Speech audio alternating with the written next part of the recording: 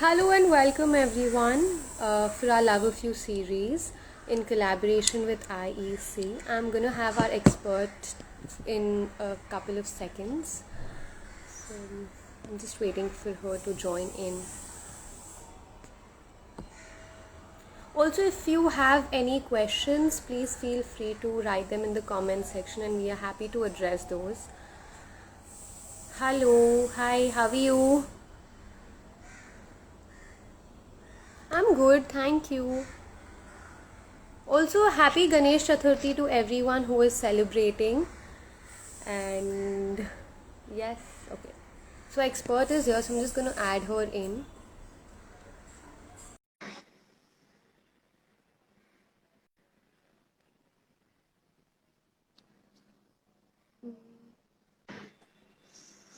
Hello, Hi, hello. how are you? I'm good, thank you. How are you? Great, great, great. So glad to have you yet again. It's Thank always you a so much. yes. Thank you. I'm so excited to be back. Yes, especially today's topic. So I was just telling our viewers, just wishing them. So before we kind of dive into the main thing, for a fact, I know that ever since a year and a half, everybody has been facing some or the other challenges in different ways, be it emotionally, physically, mentally. And the way people have been responding to it, coping with it, is very different from one person to the other. I know for a Yes. fact for me, there's been a lot of with regards to uncertainty. I have been all over the place, and I have seen people around me being very calm and being like, "ठीक है, हो जाता है, it's okay, this too shall pass." So, do you think that this is somewhere because of emotional intelligence, which also happens to be our today's topic? Hmm. Yeah. So you see, like you yourself said, you have a very different way of coping with something. Somebody else has a different way of coping with probably the same situation. Hmm. So you see, each person has their own unique way of dealing with a situation. Hmm. And why is this? That is because of their emotional intelligence. Right. So some people may at the let's look at the pandemic. Some people may feel like, okay, everything is in control, and no, don't worry, I will be calm. Somebody else may have a little more stress and maybe a little more worried. So this is all because of the emotional intelligence. Right. So, what exactly is emotional intelligence in that case? So emotional intelligence is a way a person will deal with the situation around them. Hmm. And what dictates how the person deals with the situation is how aware a person is about their own emotions. Hmm. Do they know themselves well? Do they know their emotions well, their feelings well? Okay, Hmm. how are they able to cope with that feeling? Hmm. And not only their own feelings and emotions, but also people around them. How are they able to empathize with others? Are they able to understand the other person who Hmm. is in that same environment as they are? Hmm. And how are they able to deal with that whole situation in an effective manner? That Right. is called EI. For example, Hmm. let's say there's just a person called Revati. Okay, for example, and Revati is somebody with a very low emotional intelligence. Hmm. Okay, and Revati gives an exam. She's studying science in one of her subjects, and she's given her science exam, and she gets an F grade. Okay. Hmm. Now, looking at this F grade, Revati feels really very bad, very, very low. Okay, obviously she's got an F. But then, how does she take this further? She starts feeling she starts feeling like I am really bad at science. Science is a subject that I am not able to understand and study. That means I am not good enough. Okay, Hmm. and she probably is looking at somebody else who's her friend who has got a better grade and says that why don't I have brains like her, why can't I also get good grades like her? And Hmm. what happens is maybe she starts developing a sort of a jealousy, Hmm. a sense of worthlessness, hopelessness. Hmm. helplessness. And then what happens? She says that I'm a very bad student. And she stopped going for her science class. Not only that, she says that forget it, I'm so bad at science, I'm so bad at studies. She's going to overgeneralize and says I'm bad at any studies. Anything I do, right? Yeah, anything I do. So then that further leads to a sense of I'm not good enough, I'm not respected, blaming others, blaming self. Yeah. Now let's take the same situation and let's take a different person. Let's say Meena. Okay. Meena's got an F in her science. She looks at the paper and she feels bad. Okay. Just like Revati did. And she says, oh God, I am not probably very good at science. Hey, but I did, get good marks in maths. So probably, I scored well in English. It's just that I haven't got a good grade here. Maybe I will look at studying a little more harder. Maybe I'll ask my friends to help me out. Ask my teacher for extra lessons. Let me figure out what I can do to better myself in science. This is a subject which is important right now and I need to study this. So let me see what I can do. Right. Can you see the difference? Yeah. So EI has a lot to do with our thinking process also is what I can take out of this. Yes. Definitely. Right. Yes. So how are we thinking? How are we solving the situation? Right. So, a lot of times, like the example that you gave was much onto the lines of how I deal with myself. But then the times that we are living in, do you think that EI also, and the pandemic, of course, like I spoke about, we are also surrounded by people and we have relations around. So do you think that EI also plays an important part in relationships? And if it does, then how? I mean, in building relationships precisely. Okay. So let me give you another example. You're walking down the street and you see another friend on the other side, coming. So you do everything, you try to wave at the friend, you try to catch the friend's attention, and a friend does not see you, doesn't wave back. Okay. Now I may go home thinking that, oh my God, I'm being ignored. My friend may be angry with me. Why didn't he wave at me? What happened? Maybe he does not respect me anymore. Okay, or maybe somebody said something bad about me and he's angry with me. Okay, or I could go and say that, something must be worrying him. Let me try to understand why he did not wave at me. Let me try to figure out, if it is that he didn't see me because he was in his own thoughts. And I pick up the phone and I tell him, hey, I saw you today and I tried waving at you, but you didn't reply. You didn't seem to see me. Is everything okay? And then the friend may probably tell you that, hey, I'm so sorry. I had an important interview today and I was really tense and really nervous and I was only focusing on what questions I may get asked. So I did not see you. So what happens here? You had a particular problem or doubt. You picked up the phone, you spoke to your friend, you communicated, and you cleared things out, right? But in the first instance, where I would have said that, oh my God, he did not see me, something must be wrong. Yeah. So when I have a low EI, I'm going to think all these thoughts, right? And then what's going to happen? The next time I see him, I may try to avoid him. I may, try to spread rumors about him. So what's happening to the relationship? It's going to break, right? So having a good emotional intelligence, see, all of us have emotional intelligence. It's all innate. It's there inside us. What is important is that we need to sharpen our emotional intelligence. That is very important.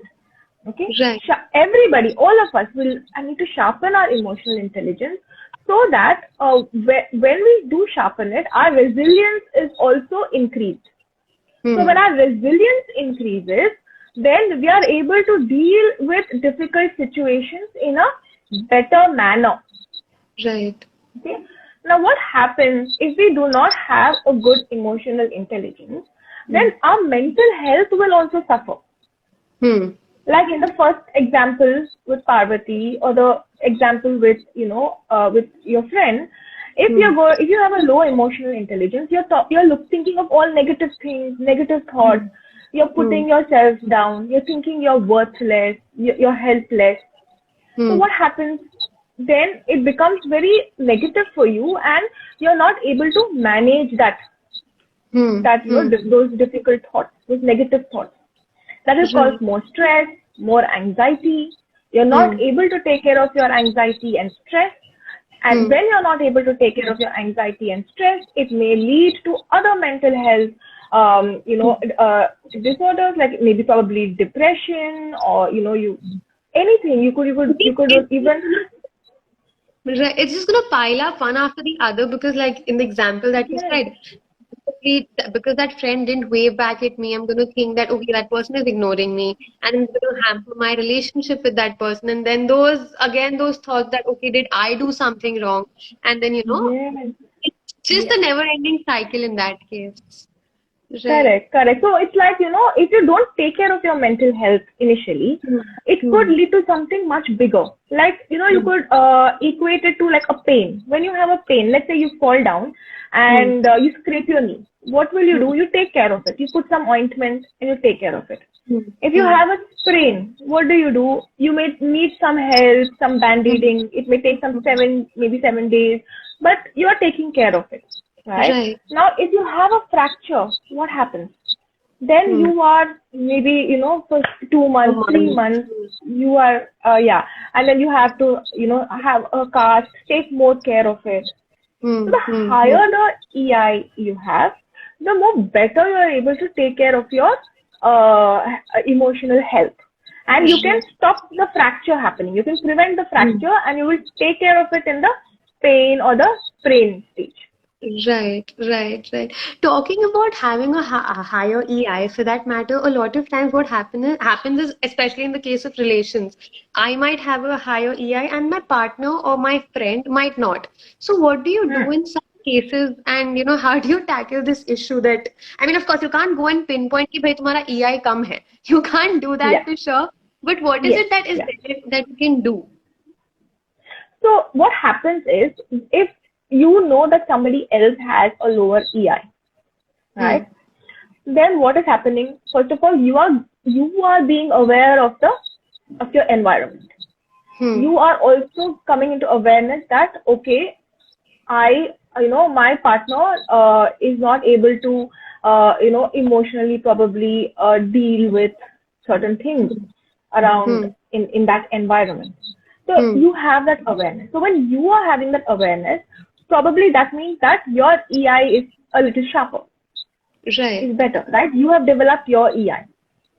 Because once you develop, if you have a good EI, only then will you be able to understand the people around you and understand yourself better. Okay? So first thing that you should do is, you should try to understand your partner. Okay? Accept it. That yes, my partner's EI is not so sharp. Maybe he needs to develop it a little more. Accept it. Once you have accepted it, then what will happen? You will not take it personally. Now let's take a situation where, okay, let me say me and my partner, okay, and I'm trying to get my partner's attention, and probably tell my partner that, hey, I'm really tired and I'm really overwhelmed. Maybe let's just go out for a vacation or a holiday, and he is not connecting with me. He's not able to understand me because maybe he has his own office stress. Some stress is there. Okay, and he's not able to understand that he's stressed. And let's say that because he's not able to understand he's stressed, he's also getting angry and irritable at times, which is affecting me. Okay. Now, what I will do is, I will not personalize it and take it personally and say that I am bad, I am not good enough. He's shouting at me, or he's, getting very irritated because I'm doing something wrong. Because I am not respected enough. I will try to understand what is making him, so irritable and angry. What is the situation? Let's accept it. Okay, so I have taken it objectively. I have not personalized it. Now that I've taken it objectively, I can understand how will I sort of change this now. Right. What will I do? How can I address it? So I will try to analyze things that maybe I will just talk to him and tell him how, his irritability and anger has gone up a bit. Maybe I will tell him that he needs to relax. Maybe I'll give him his space for some time. Let him be. Let me go and, let me do something else for my own self-care without depending on him. Right. So what you need to do is, if you know somebody with a less EI, you need to first understand them, that is empathize with them, understand what is making them, behave in a certain way or feel in a certain way. Then communicate that and talk to them about it. Okay. When you're communicating and talking to them about it, you should not be judgmental. You should not criticize. You're always quick to judge or criticize, right? Sure. So just listen. Just give them that space to hear. Let go of certain things. So when you are able to manage that situation properly, probably your partner is learning from that too, in an unconscious manner. Right. Yeah. So we need to put in these steps in order to deal with somebody who has a less EI. Yeah? And talking about this for a fact, I know that even if there might be times where I might be the one in a relationship having lower EI. So, like you said, that EI is usually innate, and we all have that ability to, maybe empathize, but at different levels. So, are there any techniques that I can, enhance or increase my EI by any chance? Yeah. So, first thing about enhancing your EI is to become self-aware. Becoming aware of yourself, becoming aware of your surroundings as well. But before you can become aware of your surroundings, it is important for you to become aware of yourself. So let's do this small activity, okay? Just reflect upon what did you today. How many times today did you feel happy? I think these activities that I've always done with IEC has always put me in such introspective mode. Yeah, it's always been helpful, to be very honest, though. Yeah. I honestly can't think of time, but I remember the moments, about small things that happened that made me happy. So until now, if I had to say about 5 to 6 moments that happened, I was kind of happy. Yeah. Yeah. But you reflected upon now, right? But do we reflect upon this every day? How many times do we feel happy? How many times, what are the different emotions we go through in a day? How many, just reflect upon, do you know that, which leg do you put forward first while wearing your shoes? Or do you grab your brush first or the toothpaste first in the morning? Do you sleep on the right side or the left side? Okay. How often do we reflect upon these things? How many glasses of water did you have today? A lot of things we do very automatically in an autopilot mode. We're just doing them, we are not thinking too much. We are not, mindful. Everything is in autopilot mode. For example, let me take another. So what I'm trying to say is that our mind is always working in the subconscious. And not too much in the conscious. Let me give you another example, okay? Let's look at this word SILK. What is it? Silk. Silk, right? Say that 5 times. Silk, silk, silk, silk, silk, silk. What does a cow drink? Milk. What is the first thing that came to your... Yeah, see, what is the first thing that came to your mind? Milk. Right? Yeah, but a cow drinks water. I just feel right. Yeah. So even if you did think about water, milk would have also come to your mind. This is how our mind sort of works in a very subconscious manner. And emotional intelligence is what bringing the subconscious into the conscious. Right. Self-awareness does that. So you need, in order to have a good, sharp emotional intelligence, you need to bring your subconscious into the conscious. Conscious. Right. Okay? What happens when you do that? When you do that, this is what happens. Okay? You're not only becoming self-aware, but you're also looking at your self-regulating. Okay, how do I deal with anger? What am I feeling right now? If I'm stressed, how shall I deal with this stress? What is stressing me? You're also becoming self-motivated. You're motivating yourself to become a better you or to have better coping strategies. When you become aware of yourself, you're also empathizing with the other people around you. Your social skills increase. Like in that example where, the friend example, you'll pick up the phone and you will call, you will talk, you'll try to empathize with the other person. So all these self-awareness, raising your self-regulation, empathy, increasing your social skills, all this will help in increasing your emotional intelligence. Right. So what happens when you're looking at what are my likes, what are my dislikes, what are the goals that I have to, sort of achieve? How do I communicate with others? So for example, if I'm very anxious, okay, when I'm very anxious, I start talking very fast. I start, fidgeting. Fumbling. Maybe, people who are listening to me may feel, cannot understand what I'm saying. So when I become emotionally, when I sort of become self-aware, then I know that, okay, I'm feeling anxious now. That means I'm going to start talking very, very fast. So I will keep a check on the pace of my voice.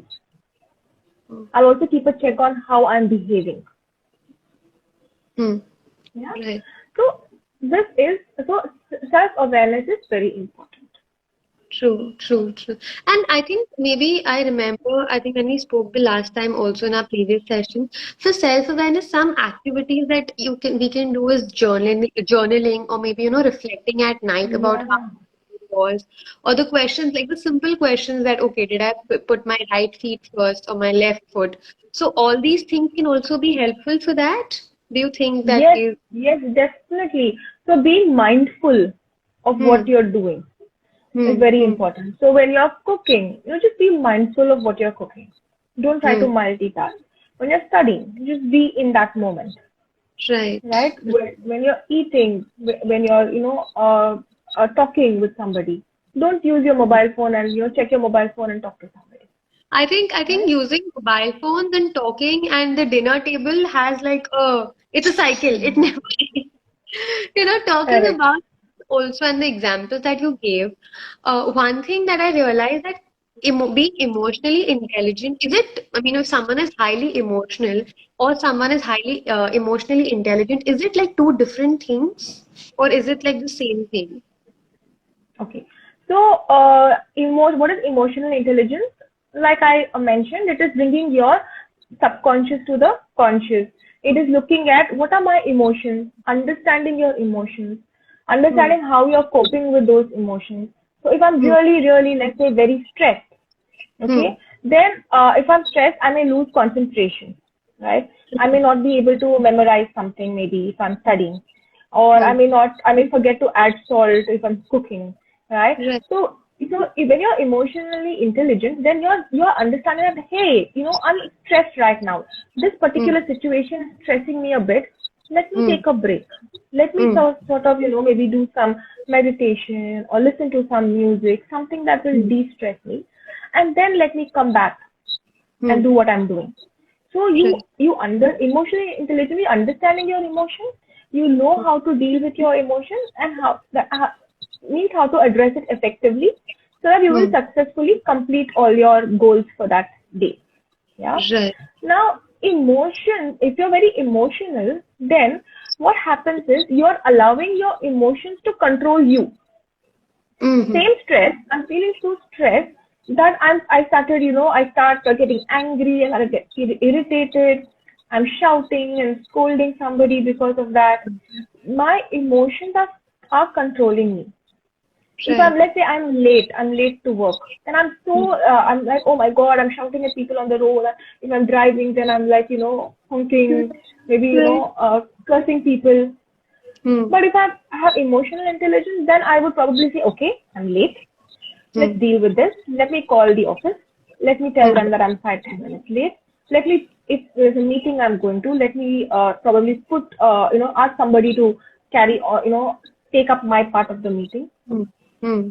Hmm. Let me put things into place and let me address it. Right, right. So if I had to possibly say this, sum it up for myself and my understanding, and if I've gotten this right, when someone is emotional, highly emotional precisely, the emotions control them. Whereas when someone is emotionally intelligent, they are able to control their emotions. Yes, yes, Right. yes. But More than control your emotions, they are able to manage it in an effective manner. They're able to understand. Yeah, I'm right. feeling angry now. In my anger, I may react. Hmm, Let me hmm. not react. Let me calm down. Let me do this. So they're able to understand it and manage it in an effective manner. They're not allowing the anger to control them and say, they're not doing things in that. Right, right, right. Also, onto the same lines with regards to this, I saw one comment, the question that someone had, which said that trying to manage our difficult feelings and emotions is not easy. So, how can we really take care of that? Yes. So first of all, let's understand what are feelings. Okay. Feelings are very natural and normal. Hmm, All of us as human beings have feelings. Okay. hmm, What happens is we are not taught how to deal with our feelings. No right. school, no college tells you about, okay, these are the different feelings you're having, they are normal, and this is how you deal with it. The only feeling that we are taught to deal with is hunger, right from the beginning. True, Right? true. You are hungry, eat. Hmm, You're going out the house for the long day, pack up food and go because you will anticipate that you're going to get hungry. hmm, But have we been taught how to manage anger? Have we been taught how to manage stress, anxiety, jealousy, any of the other emotions? No, right? So all these feelings are normal and natural, and we have them. It is not bad to have. People hmm, feel guilty or ashamed for being angry, hmm, or they feel, oh my God, I should not be anxious, I should not be stressed.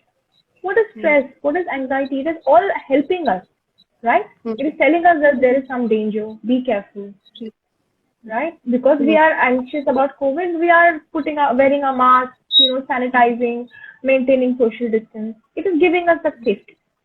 hmm, So, but what happens when they start controlling us? We become so anxious that we don't go out of the house. hmm. We become so anxious that we say that, forget my job, I will, forget everything. During the COVID, I'll just be at home. Just in my cocoon, right, Yeah, then it comes in the way of your day-to-day work. right. It comes in the way of you achieving your goals, Hmm, right? So again, so what should we do? We need to understand, become aware of first, how are these feelings affecting us? How do they right. affect us? It affects our behavior. It affects our thought. Also, the Hmm, other way around. Our thoughts, our behaviors can affect our feelings. For hmm, example, let's say that I'm feeling very stressed. Okay. So what do? I start what happens to my physically, what happens to me in my body? I probably start sweating. I may hmm, get, maybe I start trembling. So I know hmm, that I'm getting really stressed. And hmm. I may start getting negative thoughts. Something bad is going to happen, or you're not going to complete this assignment, or Hmm. you're not going to meet this deadline. Then your boss is going to get angry with you. Then they're going to scold you. So all these negative thoughts start coming. Hmm. Then what do we do? Then we may not be. Then that may lead us to lack of concentration, of focus, Right. Hmm. right? And then we may say, okay, I don't want to do this work. I'm going to quit my job, and you may sort of resign. You know, so it's sort of all these things are interconnected and linked. Okay. So it is important for us to become aware of it Hmm. and manage it. For example, let's look at anger. Hmm. Okay. When I'm angry, how am I feeling? I'm feeling angry. Okay. I could be feeling angry. Why am I feeling angry? What are the other feelings related to anger? Maybe because I'm stressed. I'm getting angry. Because I'm jealous, I'm probably getting angry. So try to think about the other emotions which are also connected to anger. Okay. Then look at what is happening physically to my body. Okay, maybe my hands are trembling. Maybe my BP is increasing. Maybe there's a lot of tension in my muscles. I can feel the tightness and stiffness. Okay. How is it making me behave? I am probably, become aggressive, or I've becoming very irritable. I'm shouting and screaming at others. Or I may just become very lonely and I may say that I don't want to talk to anybody. Right? So become aware of the way you're behaving, the way you're feeling. What are the thoughts in your mind? Maybe if I'm angry, some of the thoughts are, I am not being respected. I am not good enough. Yeah, I cannot do it. Okay. So when you start becoming aware of this, then what you need to do, so awareness is first. Okay, now I'm getting angry in this situation. Okay. Then what do you need to do? It is called the ABCDE technique. Okay. Then, so the A is the awareness. Okay. B is breathe. Start breathing. Breathe in and breathe out. Breathe in and breathe out. Okay. C is count your breathing. So 1, 2, 3, 4. Okay. So start counting. These are all calming down techniques. Okay. D is distance yourself from that location. Start moving away from that situation, from that location. Why are you distancing yourself? Because distance means you are giving a delayed response. Usually what happens when we are angry, we snap. We react. Impulsive? We may do things, yes, impulsive. We are doing things that we may regret. Okay, so distance yourself. Okay, give a delayed response. Cool down, calm down by distancing yourself. Okay, you're already breathing, so then you can go drink a glass of water, or listen to music, walk, do whatever to calm down. And then E is come back and then address it. So if it is a person that is you're angry with, express to that person. Why are you feeling? Why did you feel angry? What were your needs? Empathize with that person as well, and say that I understand what your needs are, but this is what my needs are. Let's come to a compromise, right? So you are doing conflict resolution. Right. Yeah. So this is one technique. There's a comment that says it's a spontaneous response in anger, and that's very true. To be honest, Yes. If I am angry, I might not indulge into breathing. I might just snap and be very impulsive and do like, okay. True. Yes. So you're becoming aware of your spontaneous responses. When your EI is sharp and high, you know that okay, you know what, I'm going to have a spontaneous response right now. Let me calm down. Let me walk away before I do anything wrong. Because you're also becoming very empathetic towards the person, the other people in the situation. You know that if you say something wrong, it's going to be hurtful. It will be difficult to later on, amend it. True. The relationship will break. True. So apart from the ABCDE model that you spoke about, are there any other techniques to possibly, like, of course, not control our emotions, like you said, but manage our emotions better? Yes, so definitely there are many techniques, right, that you can use to sharpen your emotional intelligence. And the best way to learn these techniques is by, going for counseling, go to a therapist. There's nothing wrong in, visiting a therapist, but, honing your emotional intelligence. But right now, I will give you a few of them that you can start trying at home. Yeah. So one thing is, which we usually refer to as the wheel of control for your emotions. So what does that mean? So look at what is in my control and what is not in my control. What is in my control? What I say, how I react, how I feel, okay, how I respond, okay, so how I communicate. Okay? Even let's look at the COVID situation. What is in your control during the COVID situation? It is in my control. Wearing mask. Yeah. Yes. Yeah. staying at home, whenever necessary, not just going out to parks and picnics, etc. Right? All that is in your control. What is not in your control? Who is getting COVID? Are you going to get COVID or not? What is happening, in your job, or what is happening to the other members in the family. Things will happen. You can't really control them, right? What is the news channel saying? Yeah, all that is not in your control. But not listening to the news and not listening to all that negative news is in your control, right? Let's look at studying for your exam. Okay, what is in your control when you're studying for the exam? You set a timetable. You study according to the timetable. If you have any doubts, then you identify people who will help you clear those doubts. Yeah. If you're managing your nutrition, managing your sleep, getting good sleep, making sure that you're relaxing well, not overworking, all that is in your control. What is not in your control? That how will the exam papers be? Is it going to be tough or easy? What marks will you get? How will the papers be corrected? Will it be an online exam or will it be an offline exam?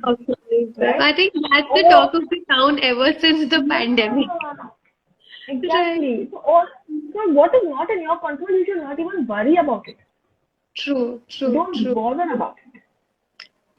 It's like wearing those blinders. How the horse, like jo dikh raha hai, what is in your control, worry and focus on that. Just leave the rest. True. Yes, definitely. And of course, another thing that you can do when you have a lot of anxiety and stress, etc., is you can be more mindful. Do meditation. Meditation gives you a lot of self-awareness. Because during meditation, you're trying to focus on yourself. Right? You're trying to keep all your thoughts away, all the unwanted thoughts away. When you have, you must have heard of all these grounding techniques as well that people do.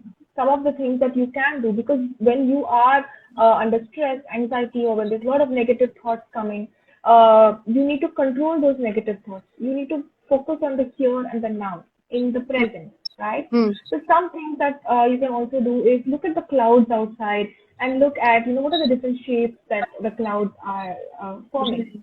Yeah, so that is one way of taking your attention away from your stress, your anxiety, your whatever difficult feelings and difficult, emotions that you're having that you're not able to handle, right? So just go to that, the clouds, or you can have a hobby.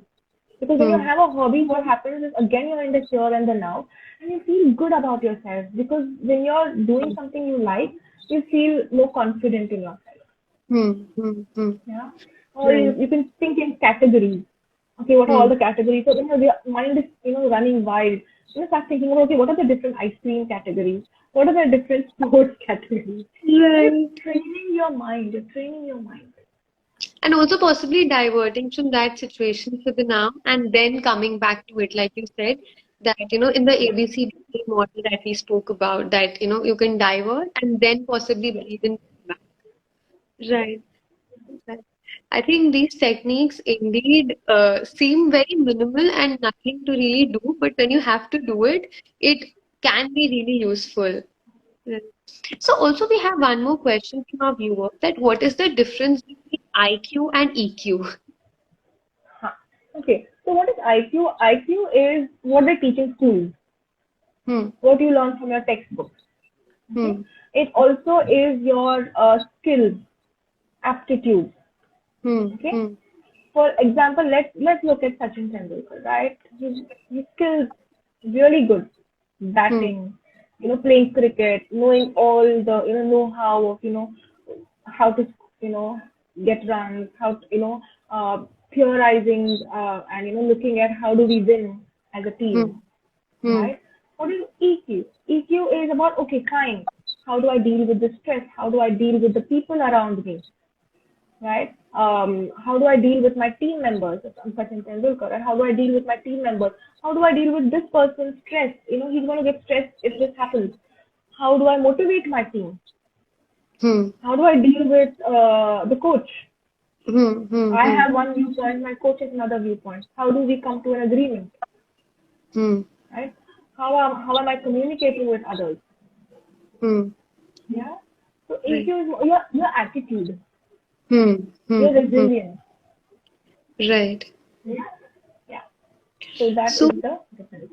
the difference. Okay. So also we have a question for you again. How would you recommend to keep your calm during dealing with a partner who's completely oblivious of his own emotions? Yeah. When you have a partner who is very oblivious of his own emotions, one thing that you can do is do not personalize it. Do not take it personally and say that, oh my God, something is wrong with me. Accept that, yes, this is the way he is. Hmm. Okay, that is one. Two is communicate your needs and your wants Hmm. and your feelings with your partner. So when you are communicating your how you are feeling, how you are thinking, it will probably encourage your partner to also try that out. Right. Yeah, and tell your partner. So for example, let's say that you want some, you're feeling really low, you're feeling really down, and you want his support, Hmm. and he doesn't realize that you're feeling low, and he wants Hmm. the support because he's not able to connect with you, right, Hmm. emotionally. So then you're sitting in one room and probably sulking, and he's happy in the other room doing whatever. You go and tell him, hey, listen, I'm really very low today, and I need your support. I need Hmm. you to be there. And then he may sort of start saying, okay, do this, do that, start giving you a lot of advice. Then you tell him, I don't want your advice. I just want you to be there with me. I just Right. want you to probably hold me. So Hmm. we need to communicate. We need to teach them, train them. Hmm. Also, we need to reduce our expectations. A lot of times, I'm expecting my partner to do this and not doing this, so I'm getting angry, Hmm. right? So look at your expectations. Right. I think this makes a lot of sense, to be very honest, that the expectations, but a lot of times I might have a high EI, but the expectations that I have might possibly not get fulfilled, and that gap, the bridge that is there, is just in. Yeah. So again, here you're looking at what is in your control. What is in your control? What I can tell my partner. Hmm. How I can react to the situation. Hmm. How I can sort of, get help and support from him or her. Right. Right. Right. Right. Fair enough. So, these were the couple of questions that we received for today. So with this, I think the other questions that we've received are pretty much repetitively, on the lines of what we've already spoken about difficult emotions. So one, like, because we've already reached also our end. So anything that concluding remarks that you'd like to give to our viewers for today with regards to Yes, ER? yes. So, what I'm noticing a trend here is that during the pandemic, especially, and since a lot of things have got online, it is easier to get connected to a counselor, right? Because Hmm. everything is online. You don't have to travel. You don't have Hmm. to, look at, oh my God, which area do I go to? And Hmm. people have started reaching out to counselors Hmm. because they are realizing the importance of EI, and they're realizing that counseling is not just for people who have some sort of a clinical depression or schizophrenia or anything like that. I have had many people, many clients who come for, I have just changed my job and I'm really stressed out. I don't know if this is the right decision that I've made. Can you help me out? Can you help me Hmm. understand why I'm feeling so confused? And, I would like clarity. I've had a parent come for counseling saying that, what, I'm working from home all day and I'm in a joint family. I have to take care of my child's, schooling, online schooling. And this is really stressing me out because Hmm. I don't know whether to, look at what my boss is saying or look at what my child is saying or look at what my in-laws are saying. Can you help me Hmm. out? How do I sort of deal with this situation? Right. There has been another client who just come was saying that, oh, I'm doing my entrance exam. I'm for my here a doctor who's doing his entrance exam for a specialization, and I have a lot of tension and stress, and anxiety. How do I Hmm. deal with this exam stress, right? True. So True. So a lot of people are realizing that EI is very important and seeking Mhm. counseling and therapy for this. So Mhm. I also would like, sort of suggest that this is something that I think we all should do. True. Become more aware of ourselves, become Mhm. aware of our emotions, and look at how we are dealing with our emotions, and also the empathizing with the others around us, because it makes life much easier, and coping strategies become more positive and effective. True, true. Today apparently also happens to be the, World Suicide Prevention Day. So talking on to the same lines, I think like very beautifully said, it's very much normal to seek help and seek therapy when there's a need and when you want to. And most importantly, it is a journey that we are all in and we are not alone. I think at some point or the other, like in just a minute, I think you came up with so many clients and so many examples which pretty much says that we all have our own struggles that we are going through. So it's absolutely fine to seek help. And yeah, so at the correct place. So also to the ones who have more questions, please feel free to write them in the comments. This video is going to be as an IGTV too. And I'm going to also tag IEC. So if you want, you can always reach out to them and they're always happy to help. Right. Thank you so much, Kumkum, for doing Thank this. you. It's Thank a you so much. and a topic which is of utmost relevance in today's time. I'm glad that we did this. Thank you so much. Thank you. Bye. Bye.